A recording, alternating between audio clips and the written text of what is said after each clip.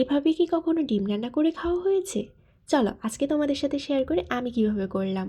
প্রথমে আমি ডিমটা ভেজে নিয়ে এরপর গরম তেলে লবঙ্গ এবং গোলমরিচ দিলাম। এরপরে আমি পেঁয়াজ দিয়ে এই পেঁয়াজটাকে একটু ভাজা ভাজা করে নিচ্ছি। এরপরে আমি এখানে দিয়ে দিব একটু কাঁচামরিচ।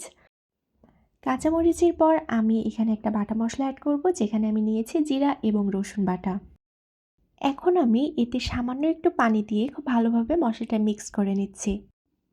মিক্স করা হয়ে গেলে এই পর্যায়ে আমি একে একে হলুদ, লবণ এবং শুকনা মরিচের গুঁড়া অ্যাড করে নিচ্ছি এবং এটাকেও মিক্স করে নিচ্ছি। যেহেতু এটাতে একটু ঝোল ঝোল রাখতে যাচ্ছি, এজন্য আমি পানি দিয়ে এটাকে ঢেকে দেব। এরপরে ঢাকনাটা তুলে যখন দেখব এটাতে বলক আসছে, তখন আমি আমার ভেজে রাখা ডিমগুলা ঝোলের মধ্যে দিয়ে দিব। এবার দেখো আমি এটাকে খুব ভালোভাবে ডুবিয়ে দিয়েছি। দেওয়ার পর আমি এটাকে আবারও ঢেকে দিব, যাতে খুব ভালোভাবে এটা কুক হয়।